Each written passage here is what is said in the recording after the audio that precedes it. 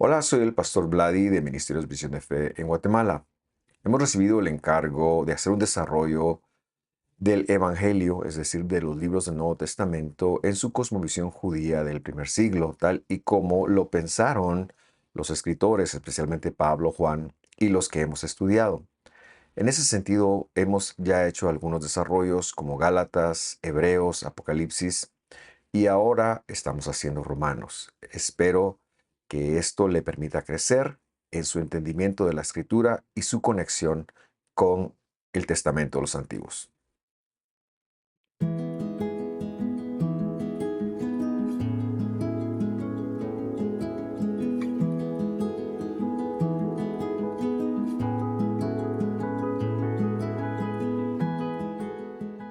Bienvenidos sean todos y cada uno de ustedes a esta transmisión, parte 25 de esta serie de Romanos que estamos llevando a cabo y que hoy nos lleva a, con el favor de nuestro buen Dios, concluir el capítulo 5. Queremos ver algo de la gracia y de la transgresión y de lo que la Escritura dice de ambas.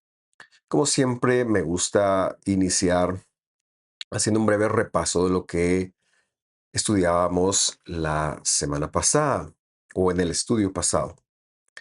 Y es que vimos el tema de la cuenta por pagar. Vimos que la escritura, la Torah, la ley del Señor precisamente, cumplía un propósito doble. En primer lugar, implicaba el cálculo de lo que haber pecado de Adán significó para él y para cada uno de sus descendientes. Y que a pesar de que la escritura todavía no había sido entregada, su pago implicaba morir. Por eso es que todos morían a pesar de que ninguno antes de Moisés se hubiera enterado cuál era la cuenta. Eso es lo que implicaba todo ese ejercicio que hacíamos.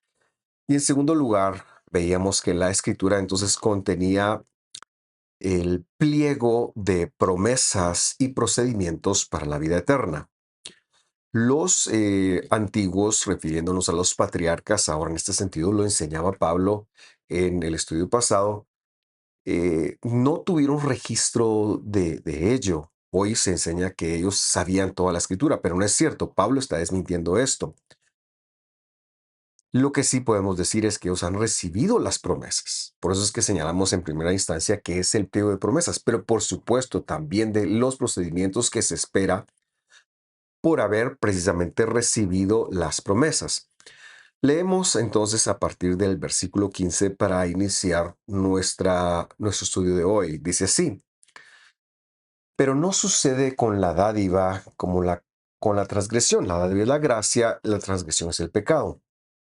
Porque si por la transgresión de uno murieron los muchos, refiriéndose a Adán, que por su responsabilidad todos nos volvimos corruptibles y por ende morimos, mucho más dice la gracia de Dios y el don por la gracia de un hombre, Jesucristo, abundaron para muchos. Este versículo es necesario que lo coloquemos en su contexto y para ello quiero hacer algunos comentarios. En primer lugar, él hace una diferencia entre la transgresión y la gracia. No son lo mismo, dice. No son lo mismo, no sucede de manera igual. Porque lo que va a querer entender es que, en primer lugar, el pecado, la desobediencia de Adán, provocó una condición de ser destituido de la gloria de Dios. Ser pecador, vivir pecaminosamente, es haber sido desconectado, separado de Dios, no tener acceso a Dios. Esa cuenta entonces arrojaba un número de 613 mandamientos por pagar. Eso es lo que causó la transgresión. Pero la gracia se está refiriendo a un favor de Dios que podría llegar a cubrir esa transgresión por Dios sin la necesidad de ser salvos pagando la cuenta. Y ojos, quiero ser bien claro con esto, porque esto no quiere decir que el creyente una vez, cuando es salvo, es eximido de la gracia. Sí lo es en función de salvación, pero es que Dios siempre ha esperado que Él viva y ande dentro de sus mandamientos. Entonces, este don, y lo digo en una segunda instancia, que es por la gracia de la persona de Yehoshua HaMashiach, es decir, Jesús el Mesías, abundó para muchos. En primer lugar, el pecado de Adán afectó a todos, pero ahora está diciendo que la gracia abundó para muchos. Y esta es una referencia a las personas que él mismo colocará dentro de su congregación. Y es que Rabbim, que es lo que quiere decir muchos, que es una palabra hebrea, es como se lo empezó a conocer, independientemente del número que fueran, a aquellas personas que Dios salvaría. Los muchos, entonces, es un nombre eh, metalenguágico, voy a hacer esa palabra, es decir, un nombre que aplicaba a aquellos que eran salvos, Rabim. La traducción de Rabim es los muchos. Y a estos él los colocaría dentro de su proyecto que se llama Israel. Esto lo sabemos por los profetas, así que yo quiero citar uno de ellos, Isaías capítulo 53, versículo 1, que lee así. Debido a la angustia de su ser, lo hemos traducido literalmente, él verá y quedará satisfecho. Es decir, esto se refiere a su obra. Por su conocimiento, el justo, mi siervo, es decir, el Mesías, justificará a los rabim, a los muchos, y cargará con las iniquidades de ellos. Esa, esa palabra aquí, donde vemos que dice que justificará a los muchos, quiere decir que él declarará justos, es decir, los hará practicantes de la justicia. De eso es lo que está hablando Pablo, de hacerlos practicantes de la justicia. ¿Y qué es la justicia? La justicia son los 613 mandamientos que necesita el hombre vivir acá. Pero es que Dios nos va a hacer practicantes por gracia, pero luego nos va a dar su espíritu, su poder, su mente, para poder vivir dentro de esos mandamientos. El lenguaje bíblico también es común, en el lenguaje bíblico, perdón, también es común la referencia a los muchos en el pueblo de Israel. En ese sentido, Israel es su pueblo e Israel es el nombre del proyecto de Dios y es también el nombre del proyecto a donde los gentiles entramos. No estoy hablando de sustitución porque Israel está compuesto de descendientes de los patriarcas llamados por el Mesías, pero que antes del Mesías estaba compuesto por descendientes de ellos y muchas personas de otras naciones que a lo largo de la escritura fueron atraídos por la fidelidad de Dios por medio de su gracia, porque la gracia, como lo hemos manifestado una y otra vez, es un concepto bíblico, es un concepto que vemos con Noé, vemos con Abraham, vemos con Caleb, vemos con cualquier otra persona, con Ruth la Moabita, perdón, que por la gracia de Dios son atraídos a esta fidelidad y ellos llegan entonces a ser parte del proyecto. Y ese proyecto se llama Israel, aquel que es el portador de las promesas de Dios y cuyo príncipe es el Mesías, Jesús. Por último, hoy quisiera enfatizarlo mucho. No se puede usar este verso para demostrar la humanidad de Jesús, pues la palabra Adam, que es la que se usa como humano, también Pablo la utilizará en Corintios, por ejemplo, hablando del postrer Adán, diciendo que no es de esta creación. Por lo tanto, no podemos utilizar eh, esta palabra para hablar de la humanidad de Jesús. Verso 16. Y aquí tenemos que poner mucha atención. Por favor, léalo cuidadosamente conmigo. Dice, y no de la manera que por un pecado, así también el don. Ahora va a ser una diferencia. Porque el juicio a la verdad vino de un pecado para condenación, mas la gracia vino de muchas transgresiones para justificación. Lo leemos nuevamente porque yo quiero que usted razone lo que acaba de leer. Y dice, y no de la manera que por un pecado, así también el don.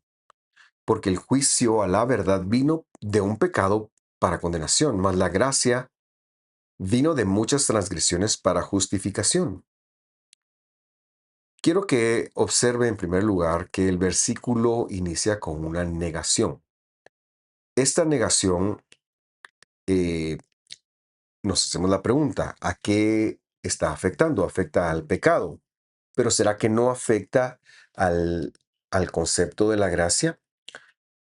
Lo que sucede es que si nosotros somos cuidadosos en leer este verso, tiene un gran problema, así como está traducido. El juicio que vino del pecado, que es justo porque es de Dios, fue para condenación de los muchos. Y como hemos mencionado, la cuenta salía en 613 mandamientos. Pero la gracia dice, ¿cómo vino? Por muchas transgresiones. ¿Es eso verdad? Quiere decir entonces que yo atraigo la gracia de Dios en la medida que yo peco y peco y peco y doy rienda suelta a mi pecaminosidad. Es que muchas personas tendieran o pudieran verlo así. De hecho, el versículo eso es lo que está diciendo cuando se traduce de esta manera. Pero eso es contrario a todo lo que Pablo ha enseñado, a lo que la Escritura dice. Por lo tanto, lo que nosotros hacemos es revisar la lógica del traductor. Empezaremos diciendo que una transgresión es un pecado, es la violación de un mandamiento de Dios. Por lo que, siguiendo esa definición, la lógica del versículo mal traducido sería pensar en que si yo quiebro los mandamientos de Dios muchas veces o de muchas formas, va a venir la gracia. Y eso no tiene sentido, eso es infantil. Refutamos esta idea citando de primero al mismísimo Pablo en un versículo que miraremos la próxima semana, pero yo quise traerlo como una prueba. Verso 6.1 de Romanos dice, ¿qué diremos entonces? Pablo hace una pregunta y luego continúa con una retórica. ¿Continuaremos en pecado, es decir, en transgresiones, para que la gracia abunde? Es el mismo caso, pero mire cómo lo enfoca esta vez. Él dice, de ningún modo, versículo 2, nosotros que hemos muerto al pecado, ¿cómo viviremos a él? Y entonces tenemos que pensarlo mejor. Si nosotros, cuando somos rescatados por el Mesías, morimos al pecado, ¿vamos a traer la gracia realmente pecando? No tiene sentido. No podemos pensar que el creyente, una vez salvo, tiene licencia para pecar. Es que no es así. Tiene licencia para quebrantar los 613 mandamientos. Es infantil, es una locura. Ahora, si esto es palabra de Dios, Saulo no se va a contradecir. Además, quiero recordar lo que veíamos la semana pasada. Romanos 5:13 dice, porque hasta la ley el pecado estaba en el mundo, pero el pecado no era calculado no habiendo ley. Por lo tanto, también agregamos esta otra razón. El papel de la ley no tiene que ver con que la quebrantemos para que nos venga la gracia. Es ofrecer un cálculo. En el siglo I había una forma de estudiar, por lo tanto, una forma de escribir, que se llamaba el estudio de la lectura inversa, algo que es muy común eh, en, perdón, en muchos escritos de la interpretación del Evangelio, especialmente del apóstol Pablo. Y lo que debemos de hacer es, o lo que haremos, perdón, para explicarlo, es adelantar para entender la lógica y como lo mencionaba hace unos instantes, proponer que la negación afecta tanto a la gracia como al pecado, perdón, o a la transgresión, que es la palabra que ha usado, como afecta a la gracia. Leemos entonces el 19 y luego regresaremos al 16 a hacer la corrección. Y allí dice, porque como por la desobediencia de un hombre, este es Adán, muchos fueron hechos pecadores, así por la obediencia de uno, y aquí está implícita por medio de la gracia, muchos serán justos.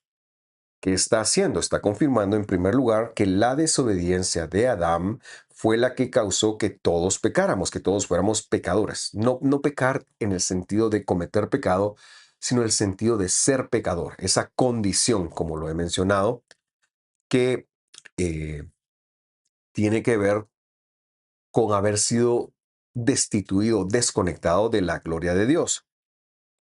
Entonces, por la obediencia de uno, el Mesías, a su propia palabra, a la cual él se subordinó, se sujetó, aquellos a quienes él imputaría su justicia y los haría practicantes de la justicia, van a ser hechos justos por medio de la gracia. Por lo tanto, no se puede entender que la gracia viene de las muchas transgresiones, porque esto contradeciría lo que Saulo ha dicho. Por lo tanto, es necesario aplicar la negación a ambas cláusulas. Así que le hemos ya corregido. Y luego leeremos el 17 y el 18 confirmando lo dicho. Verso 16 dice, y no de la manera que por un pecado, así también el don, así también el don, porque el juicio a la verdad vino de un pecado para condenación, pero o más la gracia vino de muchas no transgresiones.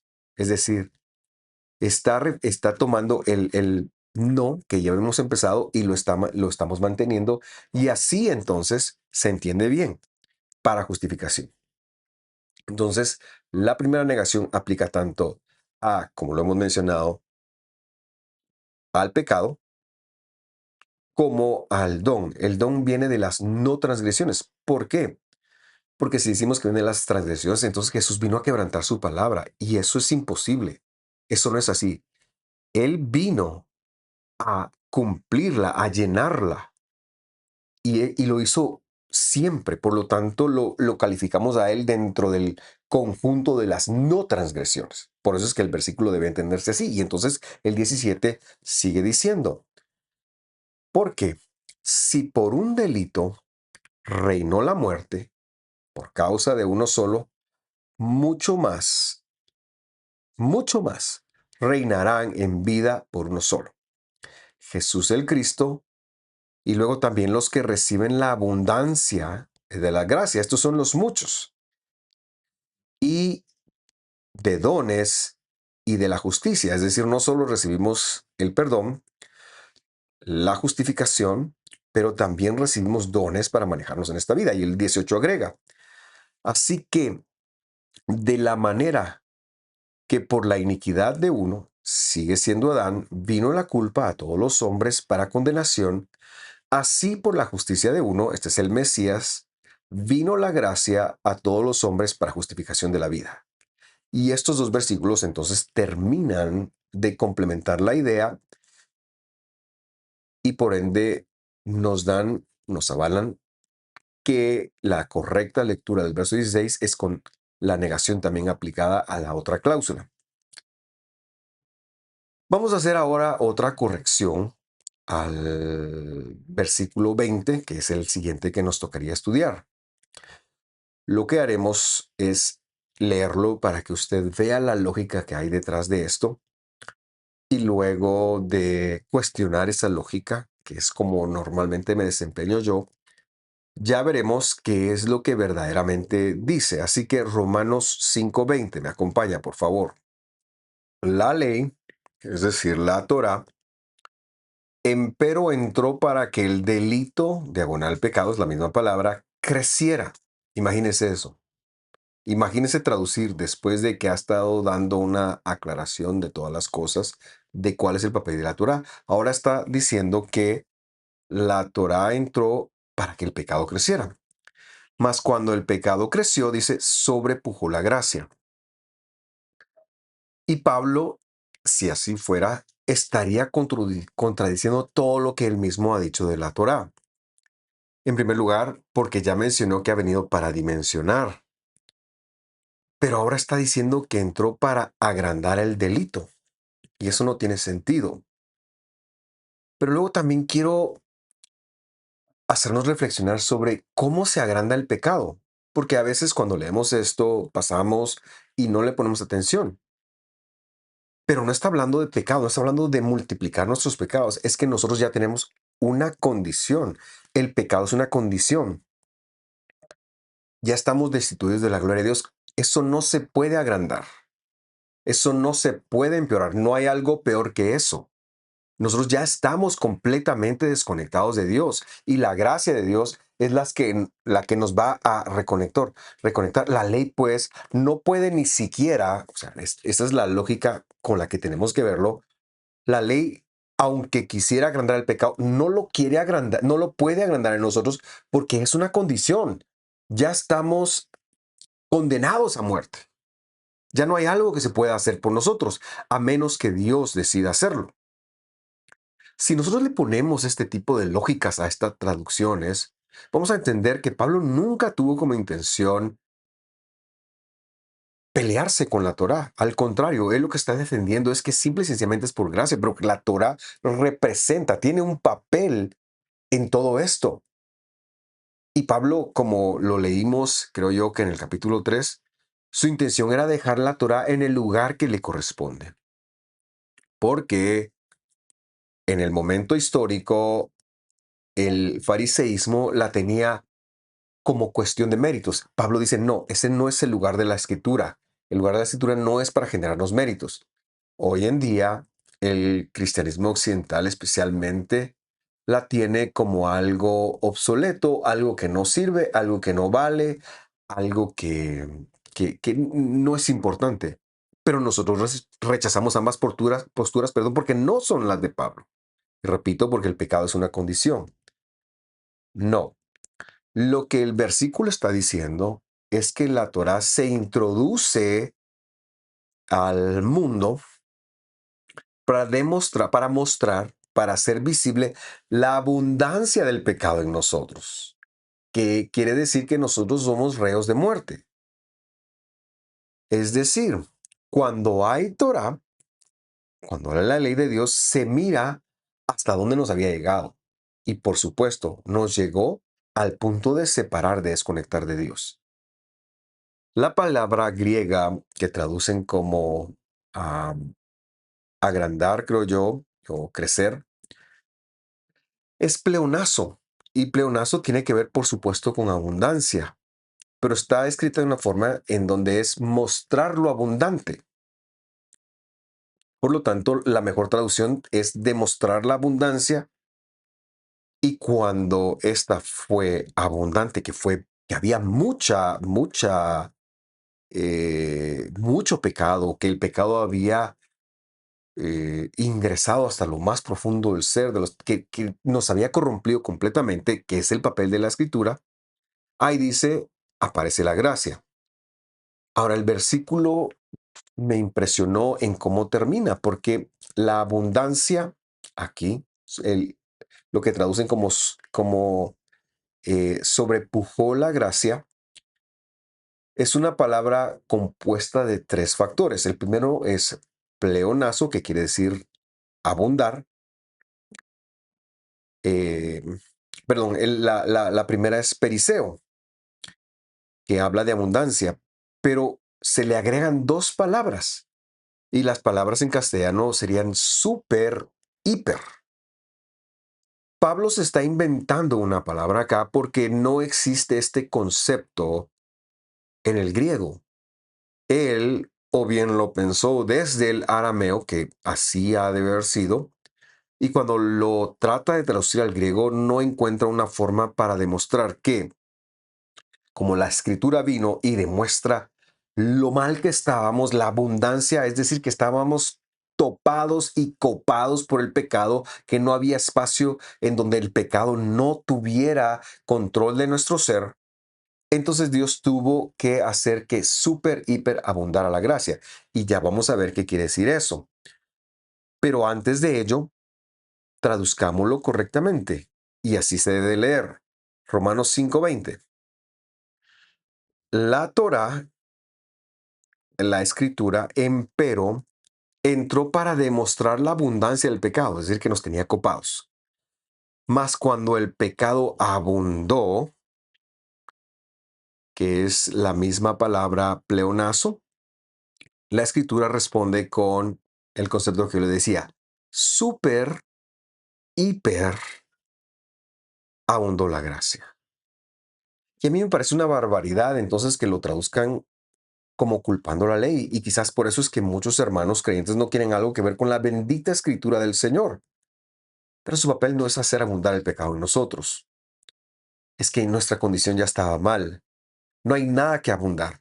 La palabra de Dios nos ayuda a ver cómo pecamos. Por supuesto, es un factor que dice, estás pecando, estás pecando.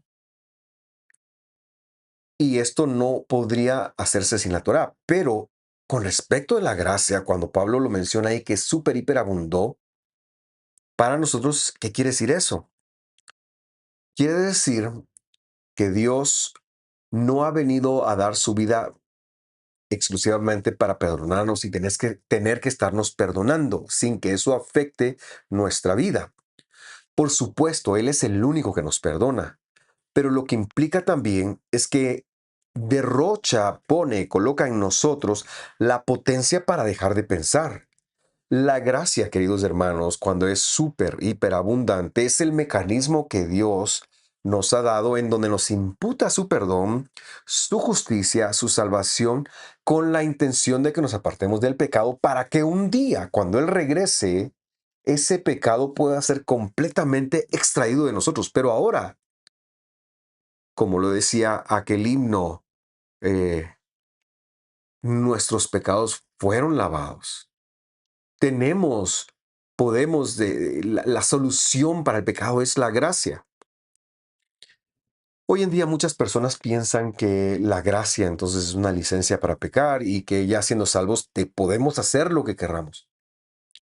Espero que usted no ceda a ellos porque eso implicaría que no le amaneció. No podemos ver, el que tal forma vea la gracia de Dios, no la conoce, porque la gracia implica una separación de nosotros del pecado.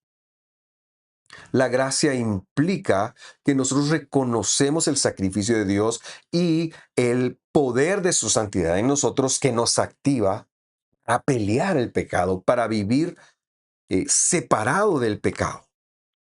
En otras palabras, Dios no solamente nos quiere perdonar el pecado, que sí lo quiere, pero quiere extirpar de nosotros el mismo, porque es la condición que nos aleja de Él, que nos separa de Él, que nos destituye de Él.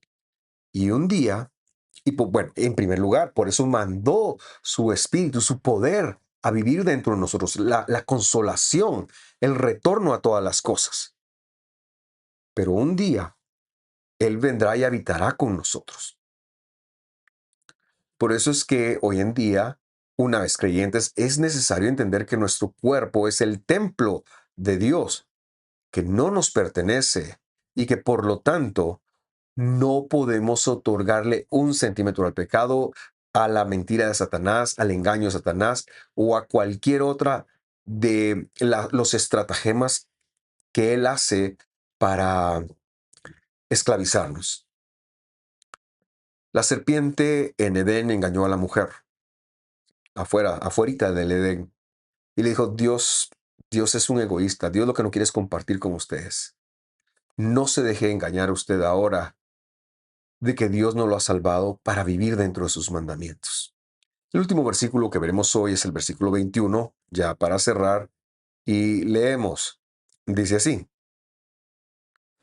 para que de la manera que el pecado reinó la muerte, así también la gracia reine por la justicia, es decir, para vivir dentro de los mandamientos, para vida eterna, por Cristo, por Jesús, perdón, el Mesías, nuestro Señor.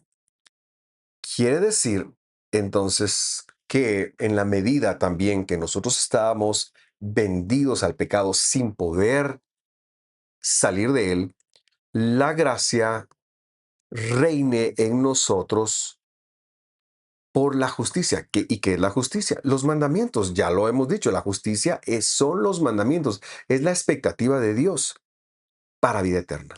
Ahora, esta justicia para vida eterna, por supuesto, empieza con la imputación de Dios de su justicia, el perdón de la gracia, pero implica vivir un protocolo distinto. Y por supuesto, dice, el capítulo, perdón, termina con tres nombres: Jesús, el Mesías, nuestro Señor. Y comentamos, Yehoshua es el nombre que quiere decir Yud He Vav Hei salva, es decir, Jehová en las Reinas Valeras salva. El Mesías o el Cristo se refiere a la función de ese mismo Dios, del Creador, aquí en la tierra. Es una función en la cual Él se disminuyó, se despojó de sus atributos para venir a por nosotros. Él, dice Saulo, Él es el Adón. Adón es la palabra Señor en hebreo, de nosotros. Y lo que implica esto es un dueño, un señorío, que Él tiene un señorío, tiene una majestad sobre nosotros, que no somos iguales, que no nos comparamos.